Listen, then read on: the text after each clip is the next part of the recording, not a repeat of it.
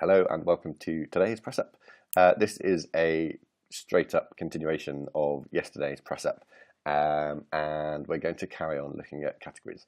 Now, there was something I promised would happen in the last press up, and that is if we go back and look at the categories list in the dashboard, this field called slug I said would end up being up here in the browser's address bar when we were looking at category. And actually what's happened here is we've got this question mark cat equals 7, which isn't quite as nice. So I'm going to really skip over this because I'll come back to this when we talk about settings and setup later on. But there are these things called permalinks, and this determines what the URLs, the actual kind of website links on your site look like. And when you install WordPress, by default they're set to be this nasty question mark p equals blah blah blah thing. So all I'm going to do, just to show you how this should happen, is I'm going to set this to a different setting, and then I'm going to save those changes. And then when I go back to look at my category archive, I'll refresh this page, and you'll see this now says /category/news. So that's a little bit nicer. And let's wait for that to load. And equally, we created a food category, and so if we want to go and see what's in the food category, there we can do that. So we get these nice little URLs. I'll come back and talk about settings and permalinks and what this all means and how you can make use of them at a later date. I'm just going to quickly dive into something else as well, which was I talked about how we can add a category, say, to the navigation menu here. You don't need to watch this or take note of what I'm doing, but what I'm going to do is I'm going to go to, so this is my menu here. I think home, about me, about press ups and sample page. So that's not quite right. Let me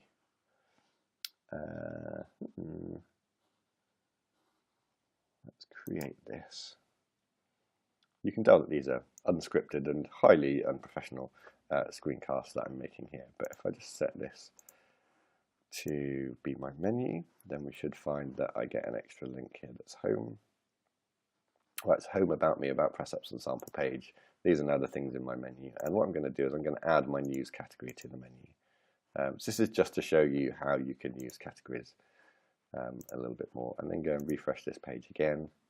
Right, so I've now got news set up in my menu bar, and if I click on that, that will take me straight to the news category. And equally, if I want the food category, so this is one way that you could actually divvy up your site. You could put all of your posts into categories. You could put all of your categories in the menu, and then your site would have, just like the Guardian does really, the news section and a food section and a sports section and a world section, or whatever those are.